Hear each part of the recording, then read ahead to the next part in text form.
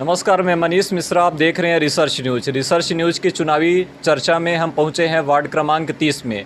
Ward क्रमांक 30 से पार्षद प्रत्याशी आरती जी हमारे साथ हैं और सुशील श्याम निरंकारी जी भी हैं, इनकी पत्नी हैं। तो नगरीय निकाय चुनाव में जिस तरीके से पुरुष हिस्सा ले रहे हैं, उस तरीके से महिलाएं भी अब पूरी ताकत के साथ सामने आ रही हैं और वार्ड वासियों की समस्या को सामने रखने के लिए महिलाएं भी नगरीय निकाय चुनाव में अपने दावेदारी को प्रबल करेंगी। हम वार्ड क्रमांक 30 में जानेंगे वर्तमान में कौन कौन सी समस्याएं वार्ड 30 में व्याप्त हैं और उनको दूर करने के लिए सबसे पहले जो पार्षद चुने जाएंगे उनकी क्या प्राथमिकताएं रहेंगे। हालांकि नगरीय निकाय चुनाव में तमाम पार्टियां, चाहे वो बीजेपी हो, चाहे कांग्रेस हो, चाहे आम आदमी पार्टी हो, सभी ने अपने दावेदारी को प्रबल मानते हुए जनता के बीच दावे और वादे की राजनीति का पूरी तरीके से आगाज़ कर दिया है। आरती जी, सबसे पहले आपसे जानेंगे कि आपके मन में नगरीय निकाय चुनाव में ये कैसे मन में आया कि हमें भी अब क्षेत्र में उतरना चाहिए और जनता के बीच जाकर उनकी समस्याओं को समझना चाहिए और उनकी समस्याओं को दूर करना चाहिए। तो सबसे पहले बताइए कि आपको प्रेरणा कैसे मिली कि आप चुनाव मैदान में आई?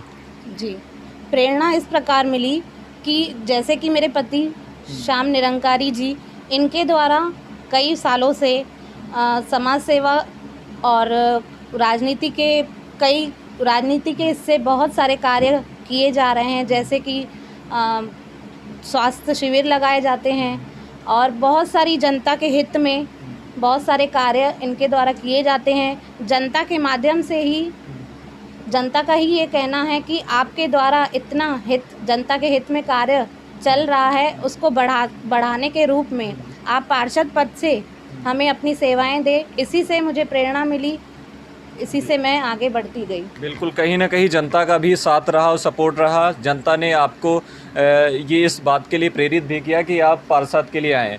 तो आपके वार्ड में जो वार्डवासी हैं वो वर्तमान में किन समस्याओं से जूझ रहे हैं? आपको क्या लगता है हमारे वार्ड में क्या क्या समस्याएं हैं? जी, हमारे वार्ड में जनता इस समय तो देखा जाए तो बहुत ही परेशानी से गुजर रही हैं। जैसे कि पेयजल की समस्या है, सड़क की समस्या है।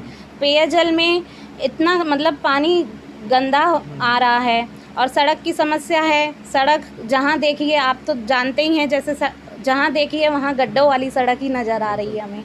तो ये सब जनता की समस्याएं हैं और भी कई समस्याएं हैं। जैसे हम जनता से जानकारी ले रहे हैं, जनता से हमें सुनाई पड़ रहा है, जनता की बहुत सारी समस्याएं हैं। जनता को राशन कार्ड बनवाने में दिक्कत जा रही है। जी, तो अगर आप पार्षद प्रत्याशी चुनी जाती हैं, अगर जनता आपको मौका देती है, क्योंकि पहली बार आप चुनाव मैदान में उतरे हैं, तो आप सबसे पहले प्राथमिकता में अपने वार्ड के लिए क्या रखेंगी? क्या वार्ड के लिए नया कुछ करेंगी? वार्ड को क्या उपलब्धियां देंगी आप? जी, सबसे पहले तो हम जनता की समस्या को दूर करना चाहेंगे और करेंगे ही। और जैसे जनता कह रही है कि राशन कार्ड बनने में दिक्कत जा रही हैं, तो वो समस्या दूर करने की कोशिश करेंगे। पेयजल की समस्या दूर करने की कोशिश करेंगे। कोशिश ही नहीं करेंगे बल्कि उसको करेंगे ही, उसे नतीजे तक पहुंचाएंगे। श्याम जी, वर्तमान में आप देख रहे हैं कि बीजेपी से भी प्रत्याशी हैं, आम आदमी पार्टी से भी प्रत्याशी हैं। आपके सामने चुनौती है, पहली बार आप चुनाव मैदान में उतरे हैं, भले समाज सेवा के क्षेत्र में लगातार सक्रिय रहे हैं, उसको जनता देखेगी और नज़रअंदाज नहीं करेगी, क्योंकि समाज सेवियों को मौका देना भी जनता प्राथमिकता में रखती है। तो वर्तमान में आपके सामने चुनौती कौन कौन सी है? क्योंकि पार्टियां भी और भी पार्टियां हैं, सिर्फ आप ही आपके वार्ड के नहीं हैं। तो चुनौती क्या मानते हैं? चुनौती सबसे बड़ी तो जनता को खुश करना है। जो मैं पिछले 5-10 सालों से लगातार समाज सेवा के कार्यों में लगा हुआ हूँ और पिछले 5 वर्षों से अपने वार्ड के लोगों की जितनी भी जिस तरह की समस्या दूर कर सका हूँ, करने की पूरी कोशिश की है। जिस तरह से लोग मेरे पास समस्याएं लेके आते हैं, मेरी पूरी कोशिश रहती है कि मैं उनकी समस्याएं दूर करूँ। बिल्कुल। तो चुनौती के साथ साथ ये भी देखना होगा कि जनता आपके ऊपर कितना भरोसा और विश्वास करेगी, क्योंकि भरोसे और विश्वास की राजनीति भी कहीं ना कहीं रीवा में देखने को मिल रही है। तो आपको कितना भरोसा है जनता के ऊपर कि आपके ऊपर जनता विश्वास करेगी और इस बार पार्षद प्रत्याशी के रूप में चुनेगी? जनता के प्रेरित करने पर ही मैं राजनीतिक मैदान पे आया, पार्षदी का चुनाव लड़ रहा हूँ अपनी पत्नी को लड़वा रहा हूँ। तो जनता की ही इच्छा थी कि आपने 5 साल तो बिना किसी भी ओहदे पद के हमारी सेवा बहुत की, अब एक पद लेके आई और फिर हमारी सेवा कीजिए। बिल्कुल। तो तमाम राजनीतिक पार्टियां लगातार चुनावी मैदान में उतरी हुई हैं। श्याम जी जैसे समाज सेवा के क्षेत्र में लगातार सक्रिय रहे हैं और जनता के कहने पर, जनता की आगाज़ पर वो अब राजनीति में उतर आए हैं और पार्षद पद के लिए चुनाव पर्चा नामांकन दाखिल कर चुके हैं। कांग्रेस की तरफ से हैं और कांग्रेस के सामने नगरीय निकाय चुनाव में चुनौती है। हालांकि बीजेपी और कांग्रेस में कांटे की टक्कर है।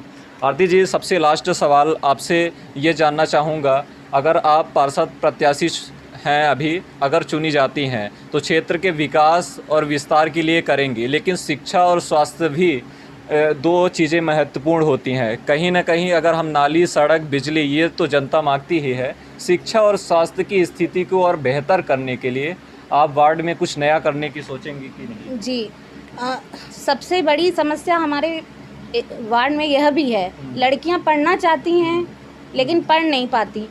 भाई, हर किसी को प्रॉब्लम होती है, तो वो समस्या मैं दूर करना चाहती हूँ। लड़कियां भी आगे बढ़ें, लड़कियों के साथ साथ जो बच्चे भी नहीं पढ़ पा रहे हैं, जैसे कि बहुत सारे बच्चे हैं जो पढ़ाई में बहुत आगे हैं लेकिन कुछ कारणों से वो नहीं पढ़ पा रहे हैं।